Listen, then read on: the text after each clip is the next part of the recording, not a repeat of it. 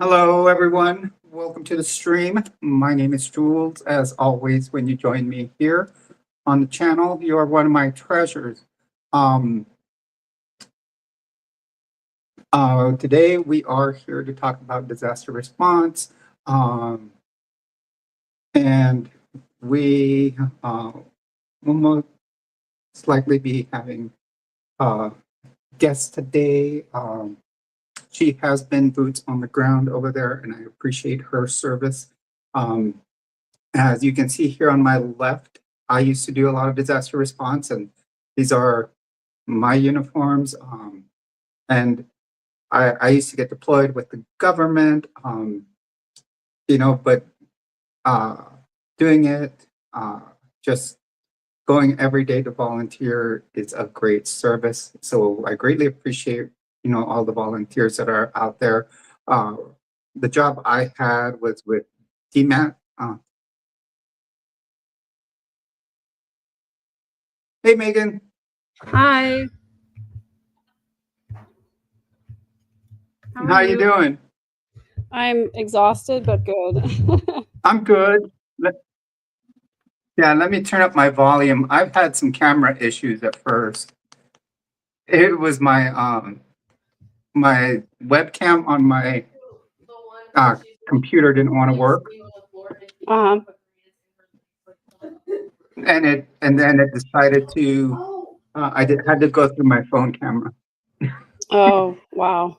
The technical difficulties always frustrate me so much. Yeah. So I've got my subs are here. They're live now. And I've got one of my mods here. She will post your dono sites on. I've already talked to her. Oh, thank you. And no problem. Also, we did raise a lot of money last month in super chats from one long live stream we did, and we're going to go ahead and give all that money to Oh, your organizations there. oh, thank you. That's amazing. I appreciate that. No problem. Um, so just so everybody knows, today we're with Megan Connor of Midlife Revolution, and she's going to tell us a little bit about what's been going on in Texas.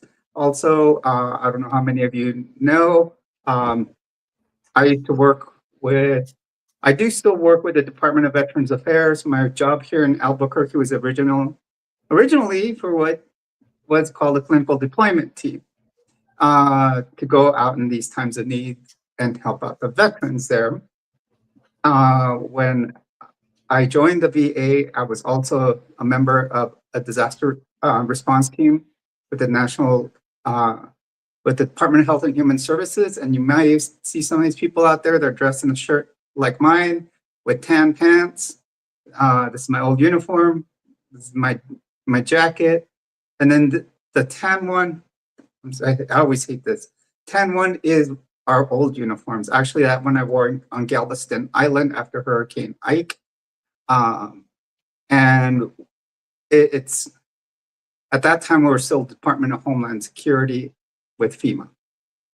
So definitely seen, something I've seen what you've been seeing as someone that it's happened to, along with being the responder. So Megan, why don't you first start off by telling us about yourself and your channel, and then go ahead and tell us what you've been doing. Oh, thank you. So my channel is third_verse on YouTube. That's where all my social media is, TikTok and Instagram. And I also have the Midlife Revolution podcast, which is a podcast about making positive changes and learning Mhm. to love all the parts of yourself. And we always talk about just making one small change can become revolutionary. That's where that idea kind of was born. And on my YouTube channel and my podcast, I talk a lot about learning how to identify and defend against manipulative and controlling people, um, because that's something that I I don't know, I grew up around a bunch of narcissists and had to learn the hard way how to do that. And it's something that I enjoy talking to other people about, because I think your quality of life can be so greatly improved if you learn to recognize somebody's relational capabilities early on and realize that there are some people who just don't relate to us in the ways that we relate to them. So that's something I'm passionate about. I also talk about true crime. Um, and then just lately, I live in San Antonio, Texas. My parents used to live in Center Point, which is very near to Kerrville. Um, I actually did some singing in Kerrville early on in my opera singing career. And so it's an area that is close to my heart. And plus, I just have a lot of compassion for people who go through things that literally upend their lives and need the help and assistance of other people in order to kind of put things right again. And so I've been going to Kerrville to help volunteer there. And also I've been raising money on my channel for gift cards and donations for the people in the area who've been so affected. Well, first of all, we do want to thank you for that service. It is always amazing to see that, and a lot of things you talked about the other night while we were on Louder Daily Digest were hitting close to me, because yes, I've gone through 6 major hurricanes, and I think Ian was our last one that I went through, which was a very slow moving hurricane. It was a 14-hour hurricane. They usually don't take that long. And it was one of the strongest that ever hit. And as you heard, on Tuesday, I was looking at statistics, and the storm surge of Ian didn't even hit the surge that you saw there at Kerrville. Yeah, it was really a set of circumstances that, excuse me, that I don't think have been repeated at any point. I mean, it was just the location, as well as the weather circumstances, as well as the timing, even the date and everything. It just was the worst case scenario on so many different levels. And that's what can happen a lot of the times. I mean, and and a lot of times you can't tell which way they're going to shift. Right. It's like Ian and I actually developed like a little 7-picture PowerPoint I can get it put on here. But I just really some pictures of different locations I've been at, and kind of how things are set up through what you've seen out there with first responders too. But it's just amazing to see how long, like you said, how long it takes for the infrastructure to get back up, because people don't even imagine after media leaves. Cape Coral, where I lived, it's still rebuilding, and it's 3 years later. Yeah. It's just it's devastating, and like I said, I've seen it from both sides. So if I was ever on deployment for, say, if we were out to like Hurricane Ike at that time, I think there was a hurricane that was going to head towards Florida. They would have taken us off our we call the BOO, or the base of operations, sent us home to make sure our families were okay. Yeah. Yeah. So, is there anything that what specifically have you done on at the site? Well, I started out just working with one of the local churches because I wanted to make sure that I wasn't just showing up. That's something that they've discouraged, is to say, make sure that you're affiliated with an organization, that you have an assigned time to go, so that you don't just clog the area. I think as of now, there are 2,100 volunteers, including first responders, in Kerrville every day, and it's a town of 25,000 people. So that's a pretty huge burden on an already taxed situation.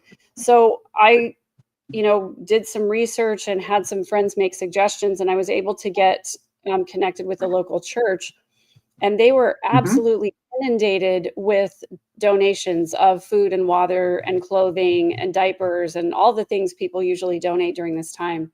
So they took an entire building in their church and dedicated it to making a store of sorts where people who were affected could come and just take a bag and fill it with whatever they needed.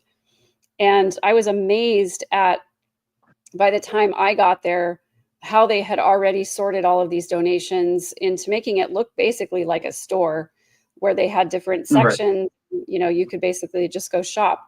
But the first hour that I was there, I simply, all I was doing was moving water from cases of water from the place where people dropped it off to the place where people needed to pick it up. That took an entire hour. We had so many cases of water. And then a lot of the rest of my day was spent either helping to sort clothes or coordinate moving things to different areas.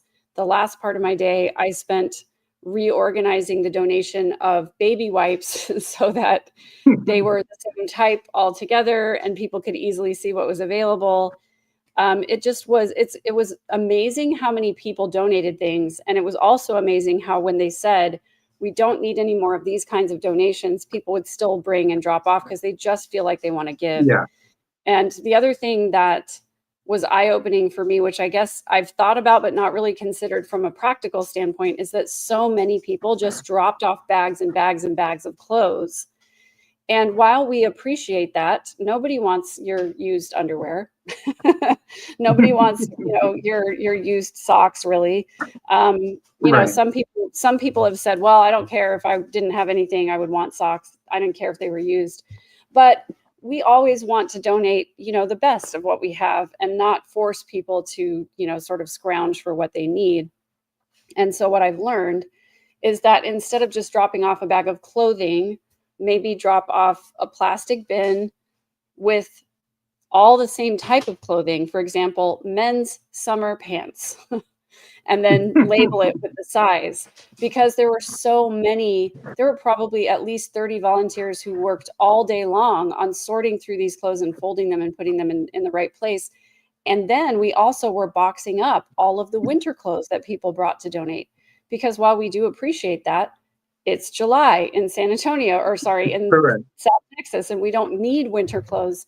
So it was interesting to learn some things and, think it all the way through and say, oh, okay, so in the future when I donate, I'm going to make sure that I do a better job so that the valuable man hours can be spent doing other activities that are necessary. So, that's what I worked on the first day that I was there. The next time that actually at the end of the day, they asked if anybody would be willing to go and help clean one of the 2 funeral homes in town. Kerrville only has 2 funeral homes, and they're looking at the prospect of processing and memorializing more than 90 people. And that's Okay. a lot. And so their cleaning crews were either missing or, unable to help because their homes had been lost or whatever the case was. So a crew of us went over just to clean the lobby areas and everything because they'd had so many people coming in and out of there. And then the next time that I was able to come, I was able to go and help a couple of different families, because what ends up happening is that the family themselves have to get the home to a certain condition before the insurance will even come in and take a look at it. And so I was trying to help them scrape mud off the floors and pull up flooring that had been rotted and those types of things, just cleaning generally, trying to get it to a condition where an insurance adjuster will even come in and look at it. And then today so last time I was there, somebody asked me to go to the Centerpoint Volunteer Fire Department to volunteer for search and rescue.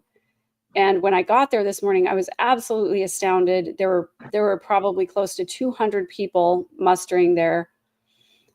Some were crews with chainsaws who were going to go break up debris piles. Some were canine units. Some were, professional search and rescue people. And they started breaking us up into little groups. And Mhm. when they came to my group, they said, "Who has search and rescue experience?" And I raised my hand, and I was the only one who raised my hand. So they're like, "Okay, you're our team lead." And I was like, But what we actually ended up doing was doing more of the same type of work of helping families get their home to a condition where the insurance could come in. So we spent the entire day in a neighborhood that was close to one of the main bridges. They had, they were well away from the 100-year floodplain, but again, when you have a 30-foot wall of water come through, it's going to get, in places it's never been before. So Right. it was a neighborhood, and the backside of this neighborhood that faced the river, there were 2 or 3 houses that were sort of still in stable condition. In other words, they can probably repair them. The rest of Mhm. the houses on that side of the river were either completely swept away, so there was only a foundation. One of the places that I looked at was just a cement slab and a set of 4 stairs, and that was all that was left.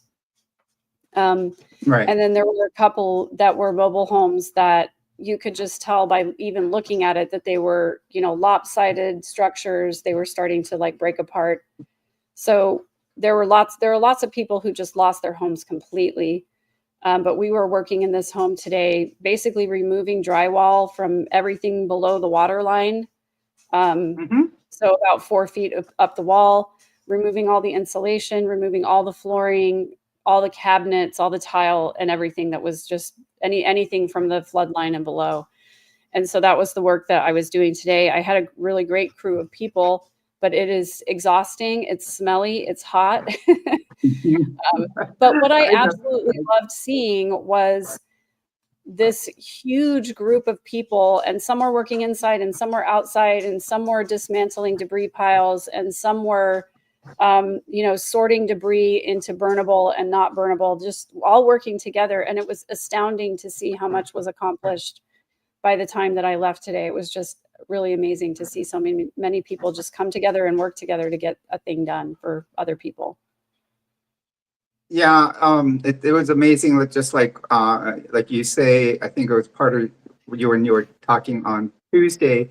You were saying when you were seeing the first responders come by, and me having been one, but when I went through Ian, I was over at Lowe's buying a generator for the house to be able to power the house. You have no electricity there. You're on well and septic. You have no water. So, um, and next thing you know, I had learned I still have friends of mine that are first responders out there. I learned that part of the roof of the hospital had blown off. And this is a place where everything's made out of cinder block. And then I hear all these sirens going off, and then there's like 100 ambulances go by and just heading towards the hospital. And I always tell people, that was probably one of my favorite jobs, was being on the road. I unfortunately had to leave it for medical reasons, and but I kept working ER. But those always bring tears to my eyes when you see that, because it's just amazing to see that big caravan. And also on the Pine Island, where a lot of people were found, there are caravans of police cars coming by from different cities. Yeah. So it's unfortunate that it takes something like this to bring people together, Yeah. that I've seen. Um, and um, Something caught my attention. What did you do in search and rescue before?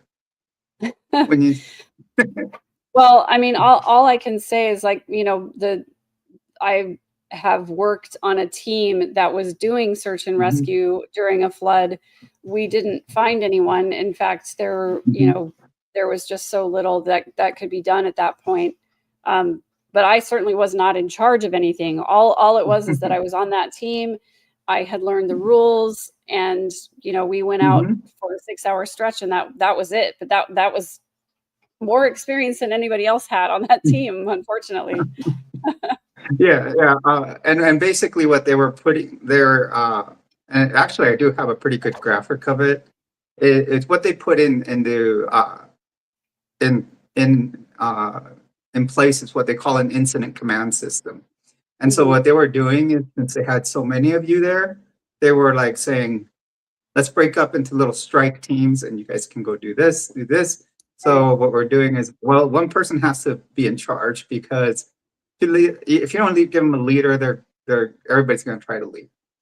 And I learned that in the emergency room. If you watch my interview thing, so if you don't lead in a CPR case, everybody wants to come to it, and then you're going to have 30 people trying to treat that person, and Right. the rest of the ER is not going to be run by anybody else.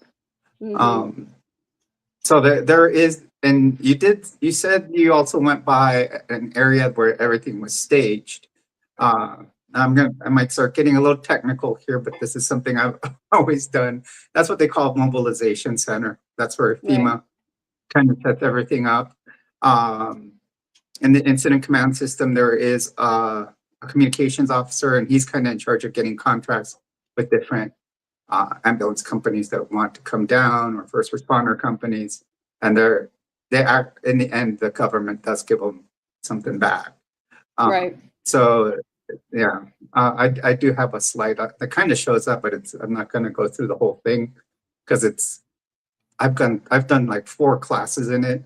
I actually Mhm. have a bachelor's degree in public safety administration, so this is like something. This is what my dream job would be to run something like a disaster organization. Yeah. Yeah. Okay. I'm just gonna let's see if I can pull this up, and I'll show you guys what I have. Now, a lot of my picks obviously aren't what you've seen. I know I saw some of yours film, but see if I can get it on here and at this stage. Okay, so what I've added here, this is the graphic of Hurricane Ian when it was getting close to us.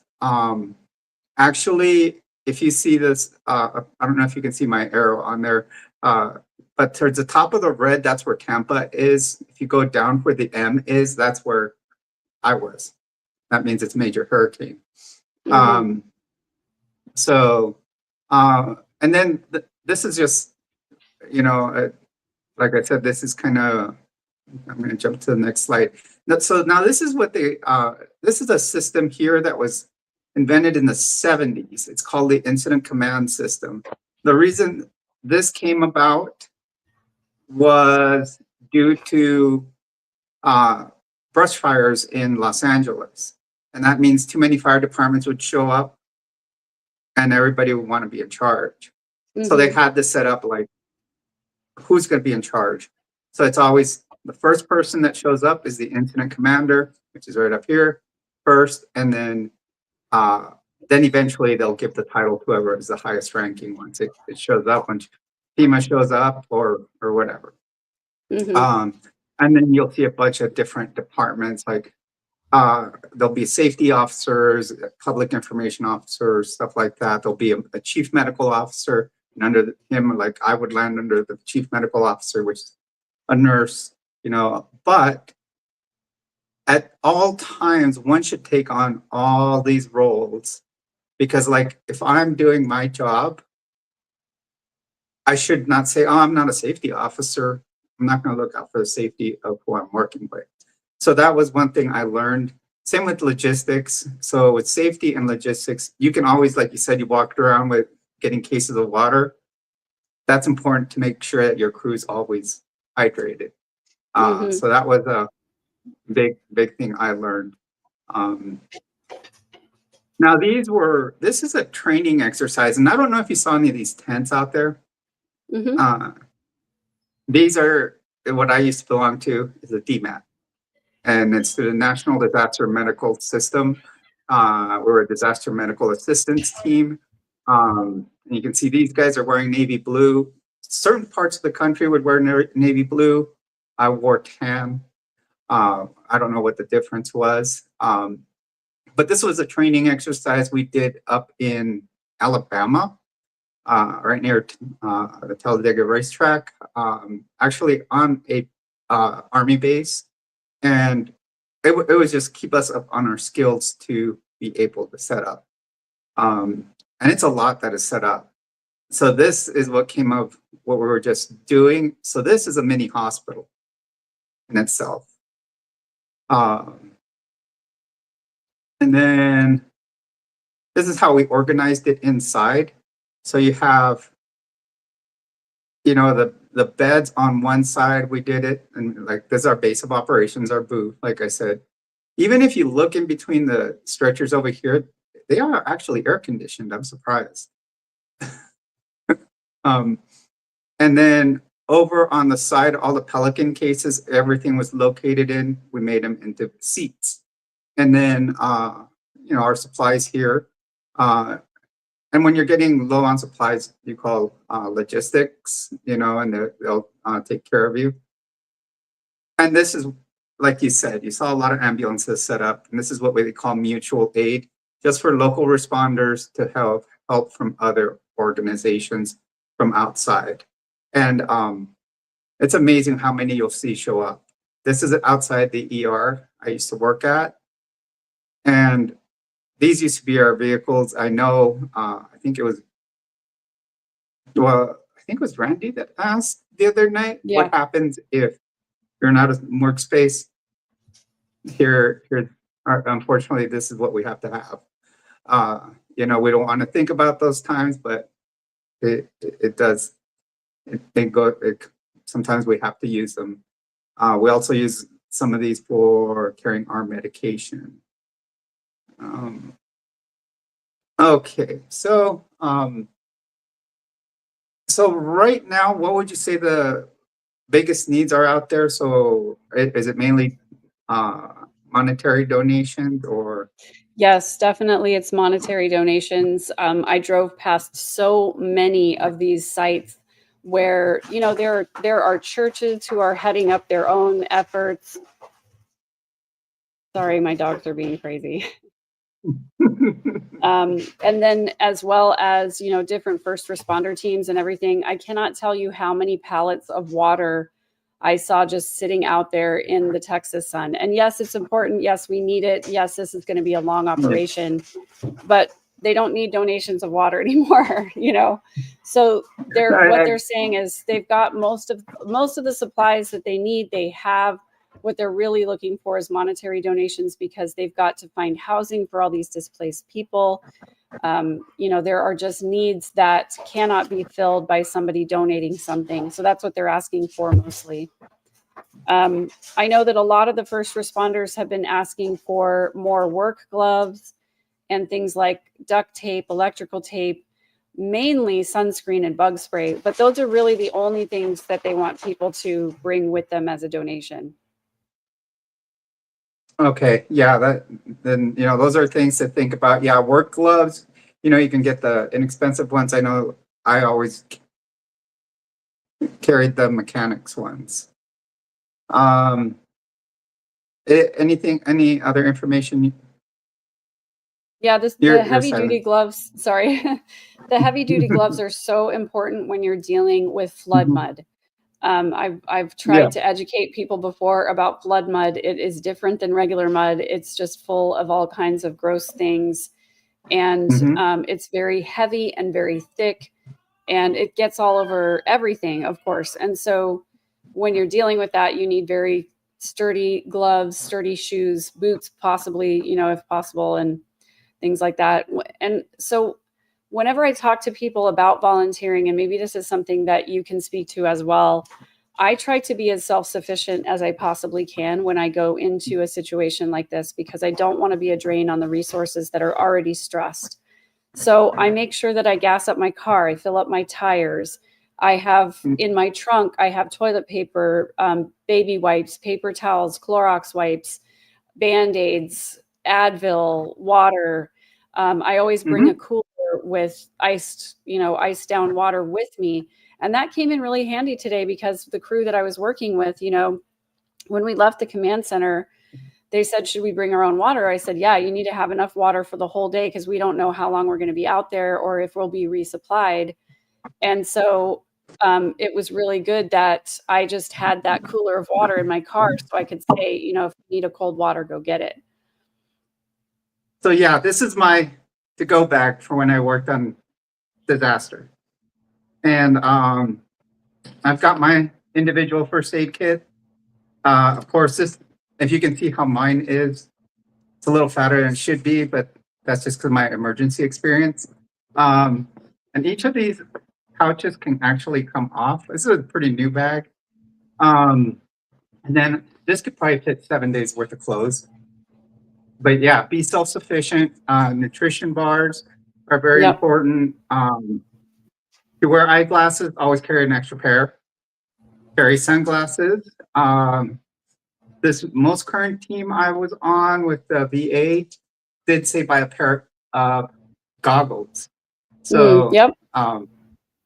Yeah, And because, all you these know, pouches- even when I was, you know, chipping, you know, tile off of the bathroom floor, I needed safety goggles. You know, it's not safe to do that Mhm. stuff.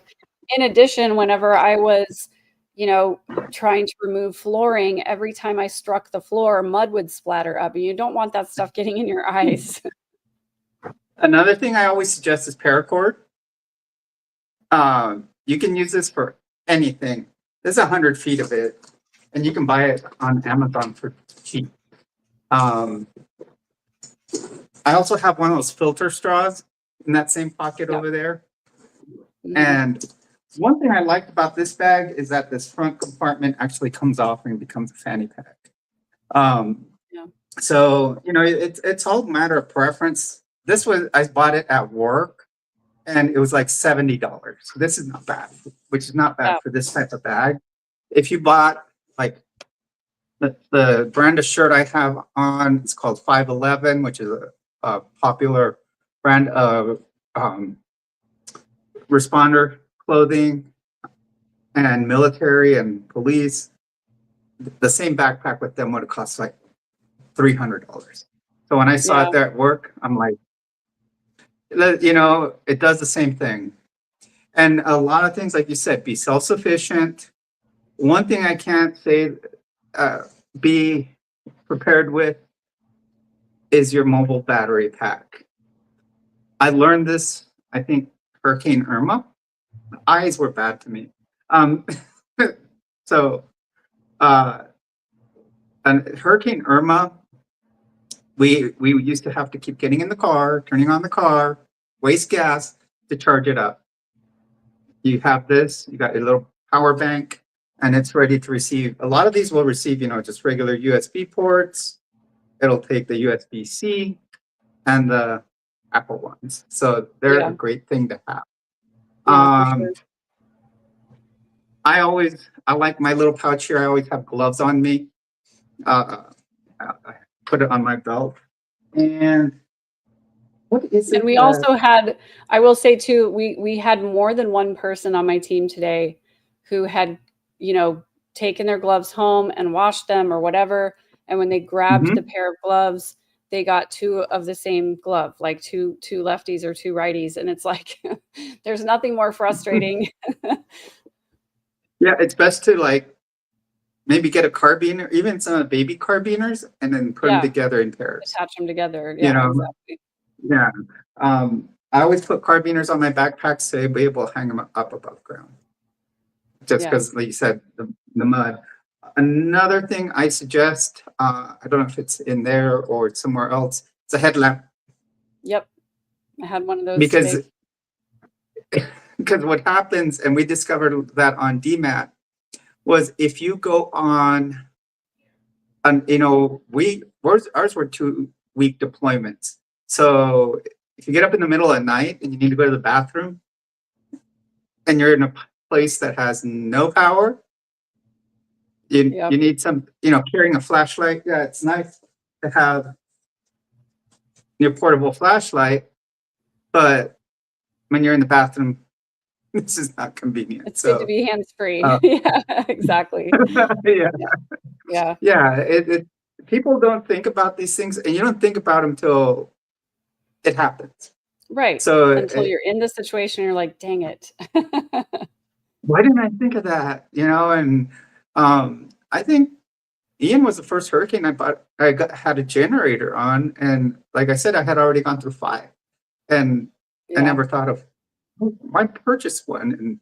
And then I didn't even think they would take. It was like 2 days after it hit, so it was like going into the start of October, and because it was the 29th of September that it hit, and Lowe's already had power up enough to be able to run credit cards. Wow. You know, The and important it's so stuff. it's just the important stuff. Yeah, and you should have seen the line for it out there. It was uh, incredible how many people were out to buy a generator. Oh, And yeah. yeah, and it's important to have this stuff early because although they say that they shouldn't gouge you, I think places will still do it. Yeah, I think they do. I think they try to get away with as much as they can without getting caught, on that kind of thing. We saw that happen in the Kerrville area as well. Things like work gloves and duct tape being more expensive than they normally were. Mhm, But the hard part about this disaster right now is that we're 1 week in. This happened 7 days ago. mhm. The search and rescue teams have only searched about 16 miles of a 36-mile river, or at least this was Right. 36 miles of the river that was affected at this time. And, you know, those huge piles of debris are really a big part of the problem because you never Mhm. know what is tangled up in there. Not only that, but all the mud in the river is obviously burying things as well. Whole cars, RVs, things like that. So they're Mhm. contending with a lot of different challenges in trying to search through all of the debris and everything that has come through. So, the hard part is they haven't found anyone alive in several days. And so now I think it is switching just to primarily a recovery mission. And, Right. that tends to get really tough for people because they haven't even recovered any human remains in a couple of days. And so now we're getting to the point where people are going to have to start confronting the fact that they may never be found. And that is really, really tough for a lot of families. Yeah, it is, and and sometimes, and that's where you see numbers, definitely change, and sometimes the numbers aren't given as accurate as I did say that the other night, and I know it happened in Right. Florida, and I'm just being honest, with people. It's unfortunate, and but and yeah, there's a certain point that you have to say, yeah, it's going to be, we're not going to find anybody alive anymore. It has to become recovery as opposed Right. to search and rescue. Right. Yeah, and the hard part is too that the 2 towns that were most affected, Hunt and Ingram, there's only really one main road that goes up that way, and they have it pretty securely, blocked off. There's a command post there where you have to check in. You have to either have a local Mhm. driver's license, or you have to be a first responder, or you have to have a specific assignment in order to get into that area, which I think is good because it's just a 2-lane road that just sort of twists through the hills Right. there, and it's already crowded. They don't want people just going in there and, stopping by people's houses and being like, "Can I help you?" It has to be Yeah. Yeah. coordinated, you know? So, but the And kind of challenge like, to that. Go ahead. oh, I'm sorry. But yeah, and even like you said on one of your other videos I saw, because of the scamming you talked about, you can get a Yeah, lot of people that'll go in there just to loot places, try to get people's belongings, stuff like that. right. And there also are a lot of people who will pose as a first responder or they'll pose as an insurance person or whatever.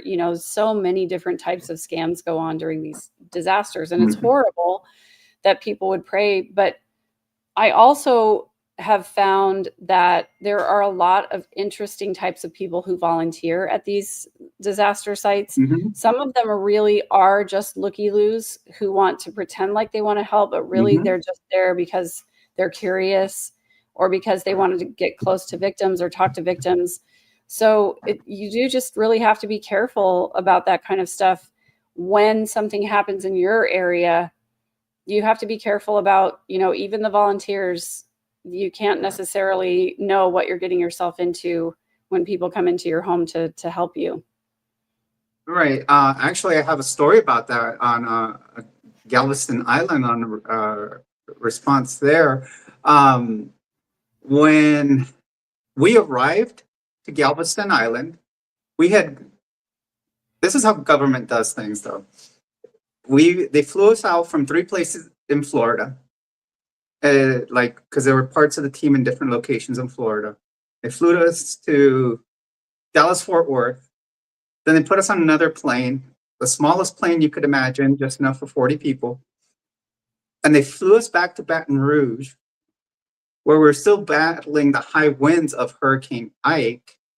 And, getting up land like this, the plane swaying back and forth. But when we finally got assigned to a deployment, we went to our BOO, our base of operations, and our commander, lieutenant commander, administrative officer go to set up what's called the command tent. There's 2 other guys in there in Army BDUs, and they're asking them, "So, who are you guys?" "Oh yeah, you know, they said they were contractors for the government there." And the government has used contractors in the past. If you go back and look at Katrina, they've used Blackwater, stuff like that. Well, they were saying they were contractors. Well, it turned out they had no type of ID. So they ended up kicking them out because they weren't checked. And they had scammed people that were like us, that were federal employees, and they just were staying in our tents. So crazy. Yeah. And we're feeding ourselves. At first we feed ourselves, we get MREs, but then some companies will come and make food. Right. Yeah. I've heard some very good stories about, because our commander made sure that they certified the food before we ate it, Right. because That's you don't okay. know when you're going to get something that someone's making that's not good. Right. So, Exactly. Yeah. okay. Well, anything else you'd like to share? Well, I'm grateful that you're talking about this. Thank you for, helping to get the word out, because I do think that it's so important to have awareness, first of all, but to have people care about this type of situation, because that's the only way that the people get the funds that they need to really rebuild their lives. Mhm. And, as you and I have discussed, when the media leaves and there's less attention, Right. people will do less and less to help this community, and it's going to be, years for them to rebuild. And Mhm. so I just am grateful that you are willing to put the links up there for everybody to donate and to just get the word out. It's a beautiful part of the Texas Hill Country. The people there are wonderful. They're quaint, cute little towns. They're just good people. And this is, it's a tragedy that we can talk about, but we can't really fathom how that must be to live in such a small Right. town. I don't think there's a single person in any of these little towns that hasn't been deeply affected by this. Right. And that's the unfortunate thing. Like I said, sometimes it takes something like this and other people start noticing. And the thing I always find the hardest to believe, and I'd like to, actually, there is a part of my channel where I teach people how to prepare. It Mhm. might be the old part, a little bit of the old Mormon side of myself. But I mean, I'm not the doomsday prepper type anymore, but I do have my bag ready. I still keep it because you never know.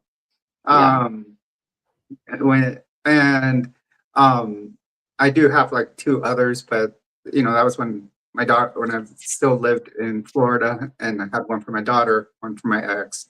So I still have those two.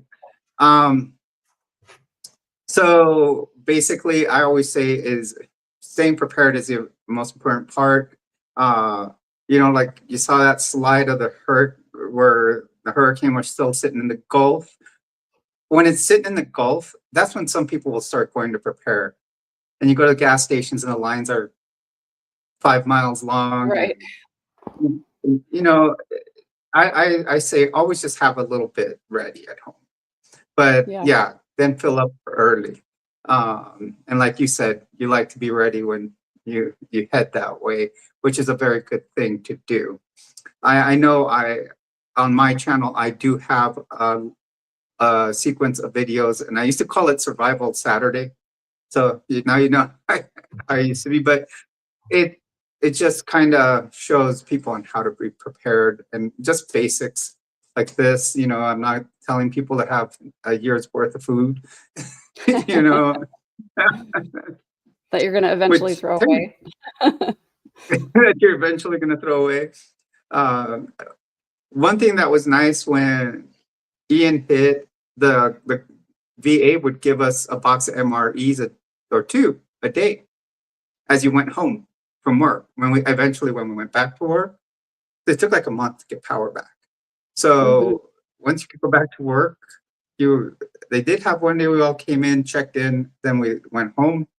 But you could go every day, get a couple of boxes of MREs. But I didn't take too many. But yeah, it was a nice thing to have. My dog wandering around in the background. He's being good though. Usually he'll start barking sometimes. He scared Randy when they were interviewing me. See how much of a first responder I am. I have a Dalmatian mix.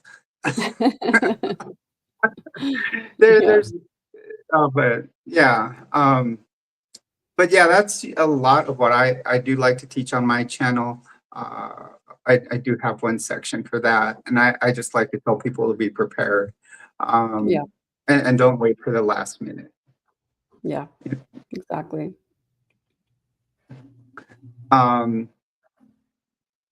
So let's see. I grew up. Alice actually lives out there in the Texas area. Here, one of my subs. Oh, nice. Yeah. Her wife has been going out to do search and rescue. Nice. So, yeah. But overall, I think I want to thank you for your efforts once again. I do say this all day at work, but thank you for your service. I do want to find a way. I do want to send you this. This is off one of my old uniforms. Oh, that's so cool. I love it. I actually have several. So I thought, since you're, putting in the time on the disaster relief efforts, I'm going to send you one. This is a brand new one too. Thank you. Oh, thank you. That's awesome. Yeah, I thought, she's putting in the effort, like we all did, but she deserves one. So I do want to send you that. So, you can message me where to send it. Okay.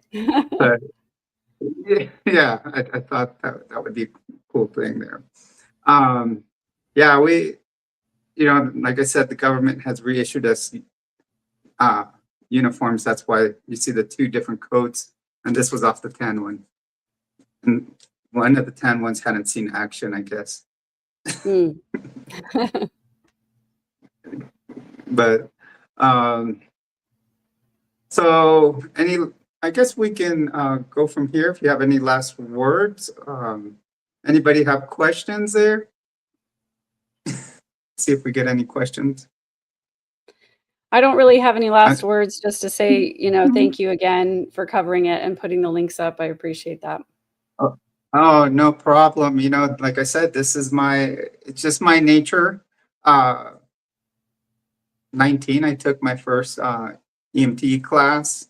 So since then, well, and at age 16, I was an ocean lifeguard. So it's always been my nature to help people. Yeah. And now I'm a nurse for the Department of Veterans Affairs, but it's just that thing. And and when I see things like this happen, and I've been through them, it's just one of those things. Um, you know, uh, and I think it's amazing. And I know this goes back to like, I think it's cool to go for the first time on LDD and Latter Daily Digest, because now I'm starting to meet all these people that I've been watching for so long. you know, Yeah. I've been watching all the Exmo channels, and now suddenly I became part of this community that's amazing. Yeah. And I, I know I think the post world is so more amazing than it within. Yeah.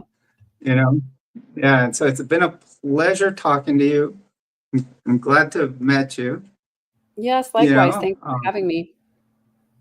no problem. Anytime. So I'll probably see you around. I might go on a couple more. I told Gina I'll probably be there more on Tuesdays. Yeah. Because I had fun. I enjoyed it. So Yeah. yeah. Thanks for having me. I Okay, appreciate it. no problem. You have a good night. I want you to get some rest because I know how it Yeah. is. I'm exhausted. I'm ready for bed. Yeah. Okay. Go for it. I know you're an hour ahead of me too. Bye. Yeah. Thank you. Take care.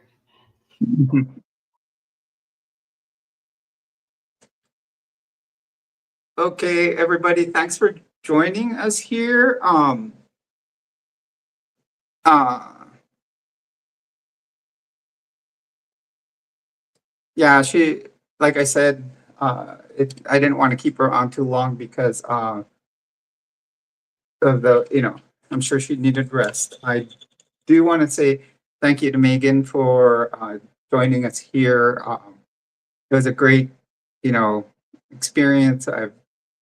Um, but if you guys want to stream for a little more, that's fine. If not, we can make it a short. We can do another stream on YouTube. I can jump over and make another one. And Alice, my day's been fine. So what do you guys think? We continue streaming here, or we go and make a regular YouTube stream? We'll keep this one where it was at. I think we'll just make another stream. So I will see you if you guys want to come and join another stream.